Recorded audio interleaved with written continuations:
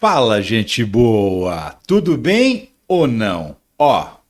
O Twitter X vai voltar. Sim, o Xandão autorizou a volta, finalmente. Vai voltar, mas vai voltar sem o Monark. Exatamente. O Monark, aliás, que foi condenado porque cometeu um crime contra o Flávio Dino. É. Além disso, sabe quem também está preocupado, coçando a cabeça? Gustavo Lima e Deolane Bezerra. Vem aí uma CPI para investigar as bets e vai direto atrás dos dois. Quem está mais preocupado com essa história é o Gustavo Lima. Vou te contar essa história. E já que a gente está falando de um sertanejo bolsonarista, você também vai entender direito, porque tem um monte de informação desencontrada, um monte de história esquisita sobre o episódio do trabalho escravo na fazenda do Leonardo. Você vai entender agora o que aconteceu, tá? Que é diferente de algumas notícias que foram divulgadas aí. Outro cantor bolsonarista. Pois é, com trabalho escravo na fazenda. E, por fim, você também vai saber que está aprovado o presidente do Banco Central indicado pelo Lula. Você vai saber direitinho o currículo dele e quando ele assume e quando Lula vai ter o alívio de ter um presidente do Banco Central que não é um inimigo. Pois é. Vem comigo que eu vou te explicar tudo nesse vídeo aqui. Que eu sou o Ricardo Mello, explicador-geral da República. Estou aqui para traduzir o politiquês para o bom e velho português que todo mundo entende. E já te peço, senta o dedo no like, se inscreve no canal, ativa o sininho, comenta, compartilha. Aqui na descrição tem um link para você entrar no grupo de WhatsApp e lá chega o link primeiro dos nossos conteúdos para quem está no grupo. Se quiser e puder, também participe do financiamento coletivo, porque é ele que mantém esse canal no ar, tá? Você pode contribuir sendo membro do canal. Aqui embaixo tem um botão Seja Membro e aqui em cima tem essa chave Pix, que inclusive é a maneira mais usada por quem contribui. Aqui você ajuda quando quiser e com quanto você puder. Vamos para as notícias? Está curioso com essa história do Monark, né? Então, vou te contar. Mas antes, vou te contar a notícia mais quente do momento. Acabou de sair. Moraes manda desbloquear X após a empresa cumprir ordens. Exatamente. Provavelmente, quando você acordar amanhã de manhã, o Twitter já vai estar liberado no seu celular e no seu computador. A Anatel já foi informada pelo STF, agora ela precisa avisar os provedores para os provedores desbloquearem o Twitter e o brasileiro poder voltar a usar. São 22 milhões de brasileiros que são usuários do Twitter. Essas pessoas estavam proibidas há 39 dias, vai completar 40 na manhã dessa quarta-feira, que é provavelmente quando volta a funcionar o Twitter. E aí o que acontece?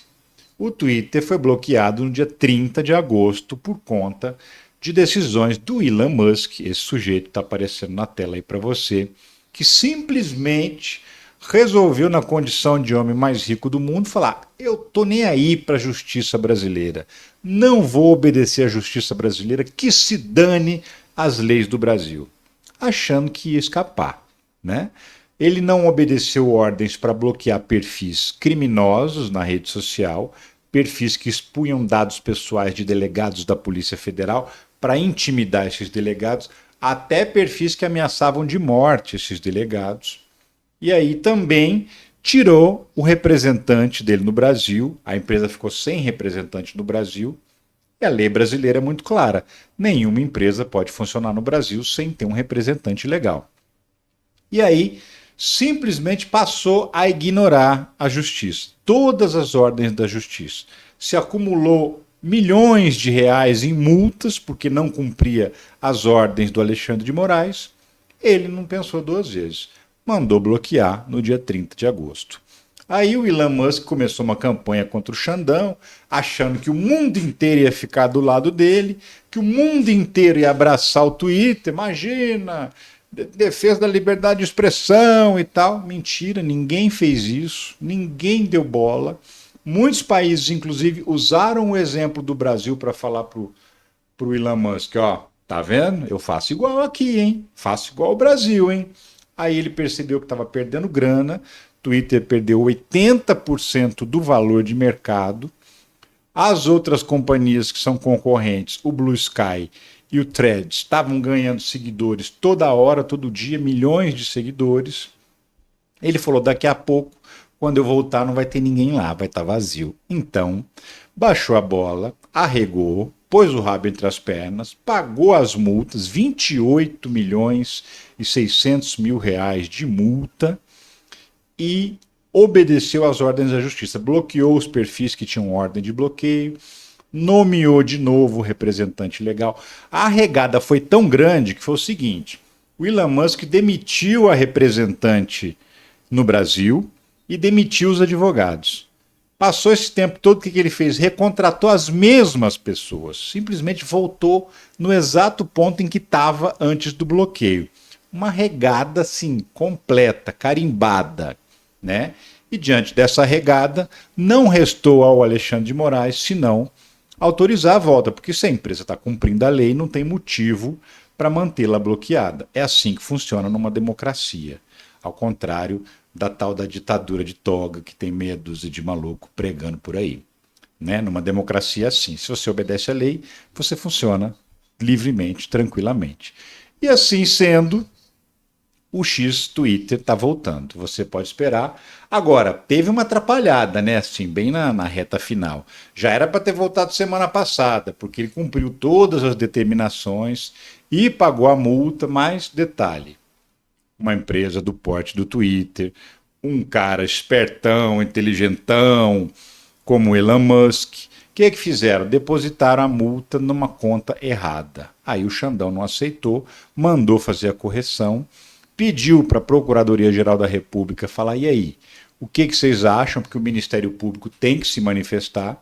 O Ministério Público falou: eu acho que já cumpriu todas as determinações, está dentro da lei, pode voltar.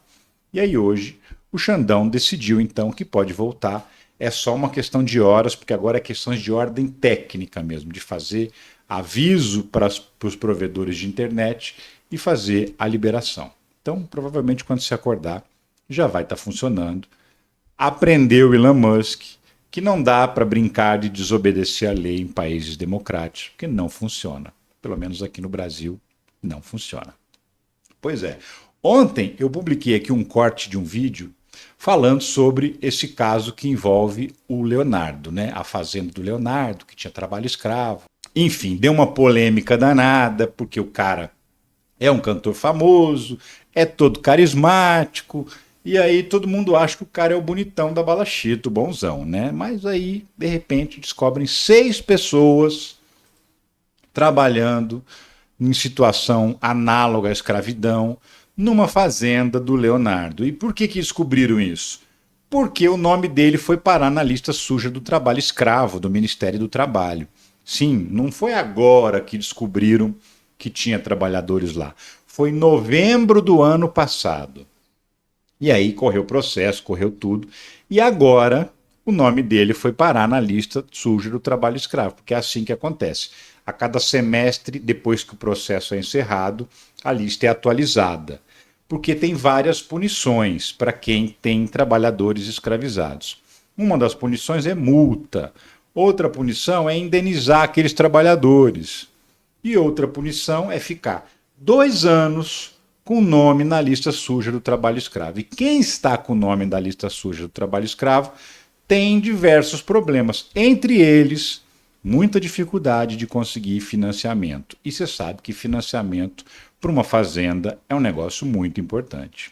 Então, seu Leonardo, bolsonarista, não foge à regra, estava lá com trabalhadores escravizados na fazenda dele. Ah, mas ele disse que não era dele, que era de um arrendatário.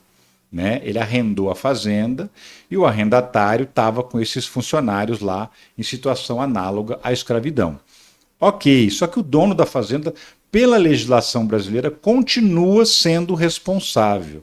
Por quê? Porque no acordo de arrendamento estava previsto que o Leonardo seria o responsável por fazer a limpeza da área para o arrendatário fazer o plantio, acho que de soja, se não me engano. Então, ele continuava mantendo a posse da fazenda e ele tem a obrigação de fiscalizar, de garantir que ninguém vai ser explorado naquela propriedade que é dele.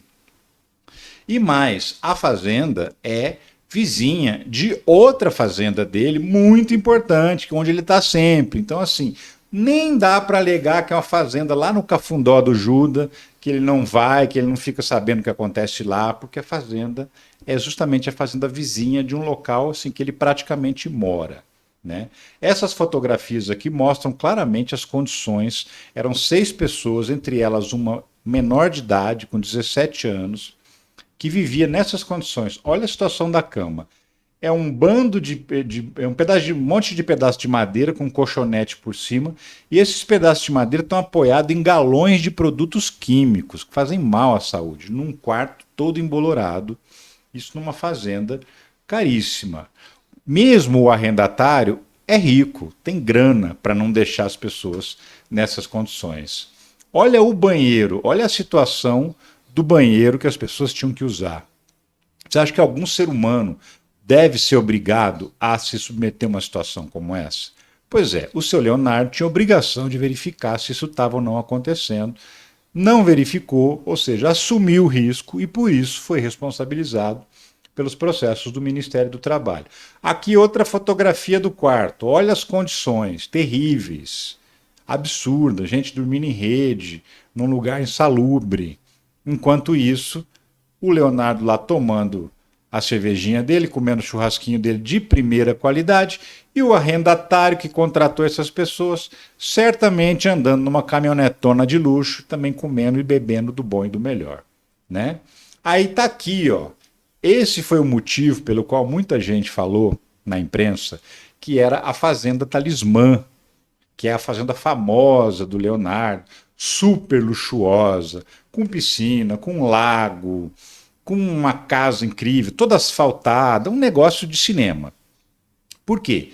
Porque a Fazenda Talismã é uma propriedade gigantesca que foi dividida em duas, e essa segunda parte tem outro nome, chama Lacanca, Fazenda Lacanca, mas elas são coladas uma na outra.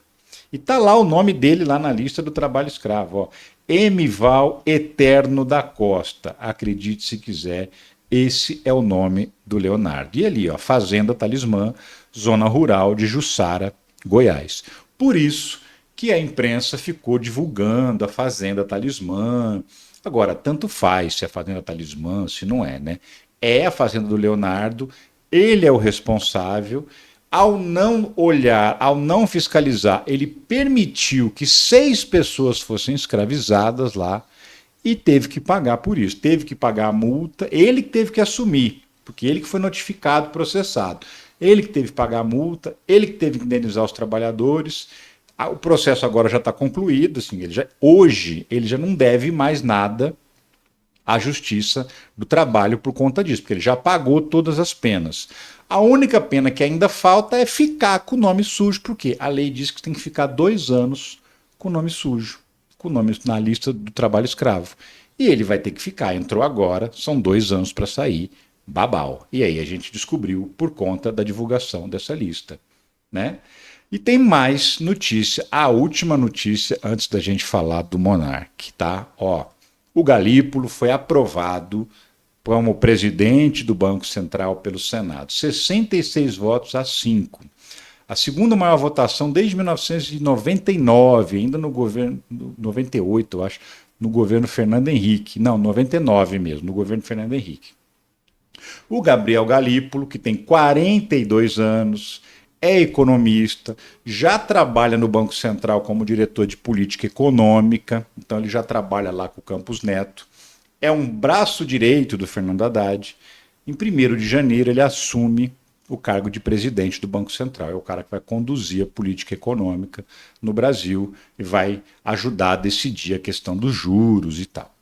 Finalmente o Lula vai ter um aliado e não um inimigo no Banco Central, porque não é de hoje que se acompanha as reclamações dele por conta do Campos Neto, que em vez de baixar o juro, a inflação está caindo, o emprego está aumentando, mesmo assim ele fica subindo o juro. Então agora se espera que a gente entre numa nova política de juros, com o Banco Central na mão do Gabriel Galípolo, que passou pela sabatina, os senadores, até a oposição não colocou problema nenhum para aprová-lo para o Banco Central, tanto é que a votação foi 66-5. E nós já temos, então, definido quem assume em janeiro a presidência do Banco Central. Porque assim, o presidente indica e o Senado tem que aprovar, senão nada feito. E foi aprovado. Agora sim, a notícia que te trouxe aqui, o Monark. Pois é, Monark, Justiça Federal condena Monark a 1 ano de prisão por injúria contra Flávio Dino. Decisão ainda impôs uma obrigação de indenização de R$50 mil. Sim, o Monark cometeu uma ofensa grave com o Flávio Dino, isso em 2023, e esse negócio virou um processo e agora chegou à conclusão, ele foi condenado a 1 ano de prisão. O que aconteceu na história? Ele já estava naquela rede Rumble, que não tem mais no Brasil, porque também saiu, porque não queria censurar não, né? Não queria bloquear as contas criminosas, queria deixar todo mundo falar o que bem entendesse, e a lei brasileira não funciona assim, inclusive você vai entender isso agora comigo. E aí, no Rumble, ele ofendeu gravemente o Flávio Dino quando ele ainda era ministro da Justiça do governo Lula. O Flávio Dino entrou com uma queixa-crime contra ele, porque o tipo de crime de injúria depende do ofendido entrar com uma representação. Ele entrou, virou um processo judicial, não foi o STF, que deixe claro, não foi o Xandão, que deixe bem claro, foi a justiça de primeira instância, porque é um processo comum, uma pessoa que injuriou outra pessoa. A Justiça Federal condenou o youtuber Bruno Ayub, que já não é mais youtuber, né, porque não está no YouTube, o Monark, a 1 ano e 2 meses de prisão pelo crime de injúria cometido contra o ministro do Supremo Tribunal, Flávio Dino. A juíza Maria Isabel do Prado, da 5ª Vara Federal de São Paulo, formalizou sua decisão na última quinta-feira e ainda impôs a obrigação de uma indenização de R$50 mil. Em transmissão online realizada em 2023, Monark chamou Dino de gordola e filho da puta em seu podcast. Na época, Flávio Dino era ministro da Justiça e formulou uma queixa-crime contra o youtuber por calúnia, difamação e crime contra a honra. Na condenação de Monark, a juíza negou a queixa de difamação, mas disse estar configurado o crime de injúria com fatos comprovados, além de qualquer dúvida razoável.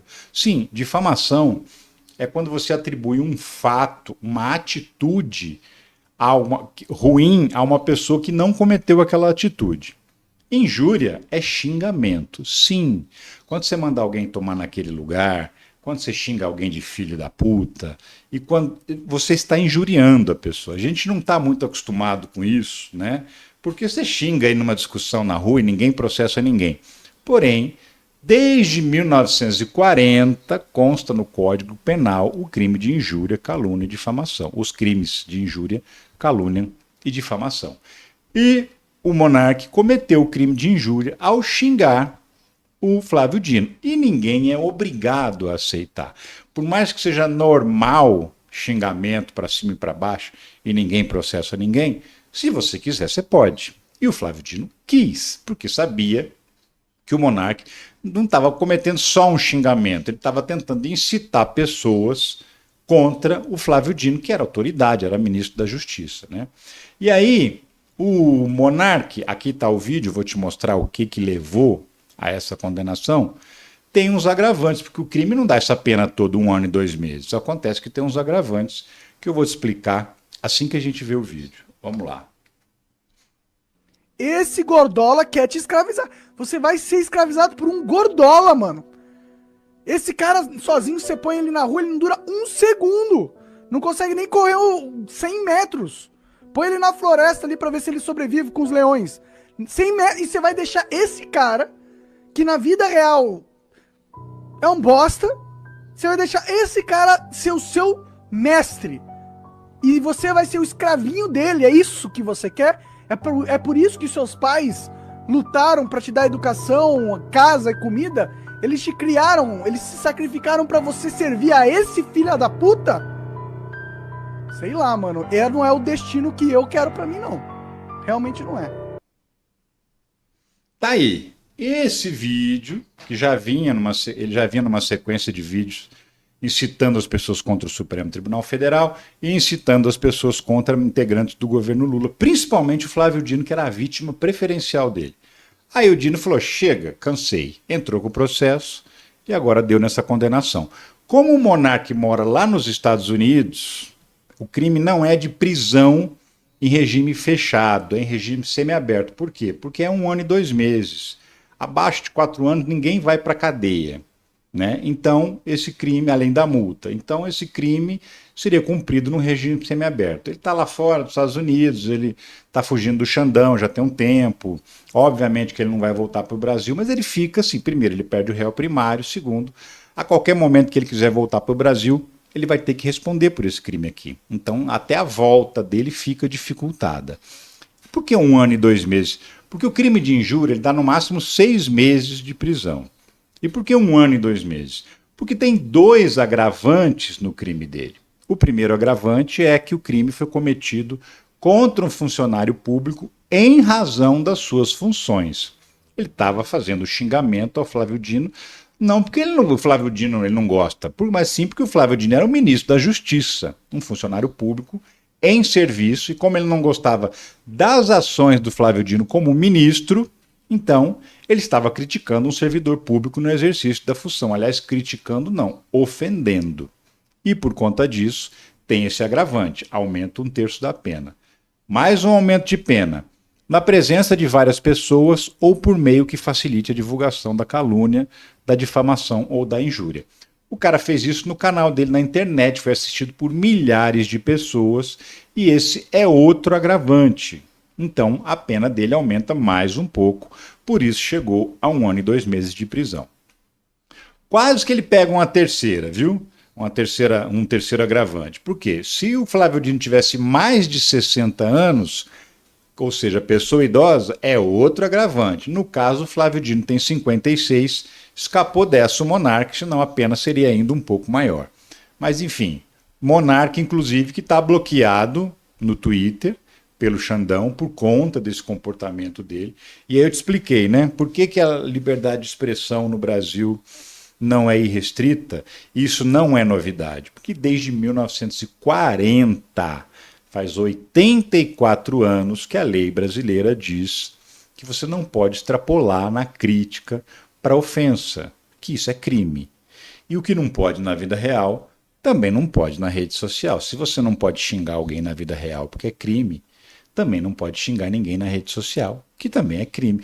E é um crime até pior, porque você propaga o xingamento para um monte de gente, tem esse agravante que eu acabei de te falar aqui. Pois é, dançou, Monark. Ó, tem uma história que eu estava te falando do Gustavo Lima e da Deolane Bezerra, né?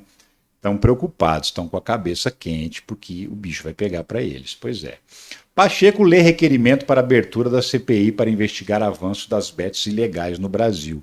Sim, teremos uma CPI para investigar as casas de aposta e o tal do jogo do Tigrinho e assemelhados. Essa CPI vai ser aberta no Senado. Quem apresentou a proposta? A Soraya Tronic, que é senadora lá do Mato Grosso do Sul. Ela conseguiu colher as 31 assinaturas necessárias. O Pacheco conferiu, está tudo certo, depende do presidente da Câmara autorizar a abertura, ele autorizou.